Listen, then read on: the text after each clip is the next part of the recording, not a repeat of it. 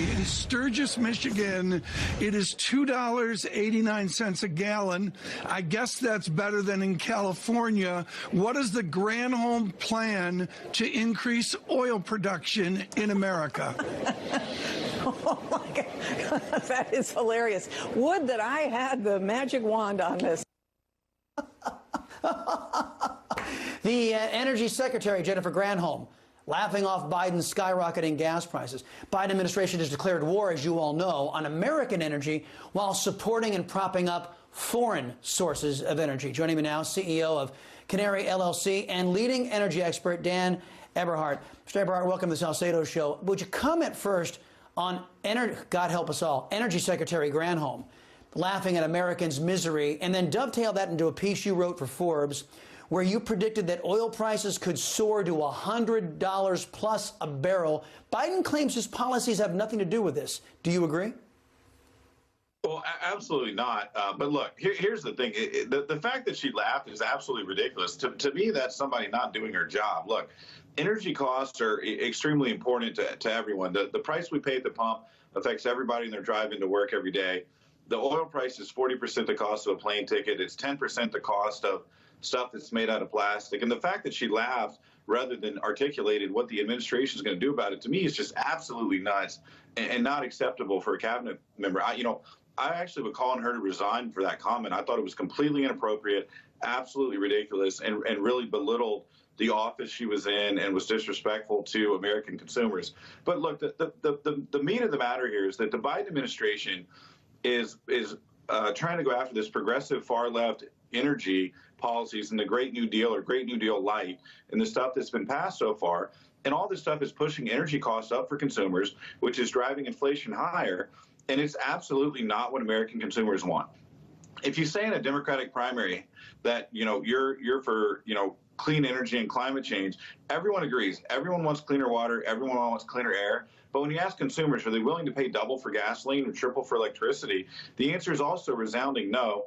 And the Biden administration seems completely tone deaf to the fact that they're killing the economic growth that we have right now with this inflationary spiral, particularly in energy.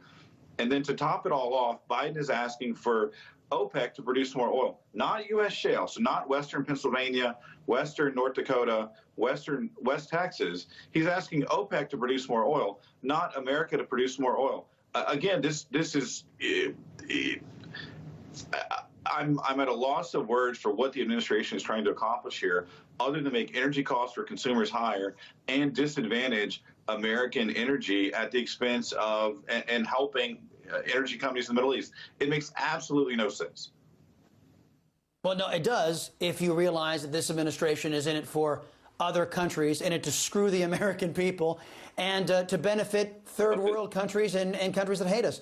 You also cite parallels between, in your article, our economic situation today and the inflation crisis of the 1970s under another winner of a Democrat socialist, Jimmy Carter. On CNN, exactly. Treasury Secretary Janet Yellen insisted that this is nothing like the 1970s. Listen.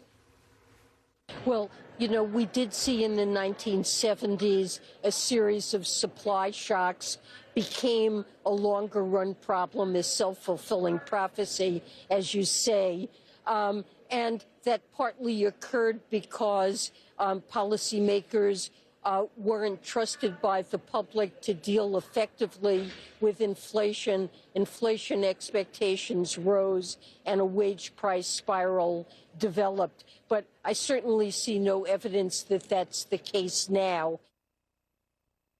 Man alive, she said it like she was describing exactly what's happening today. What's your thought?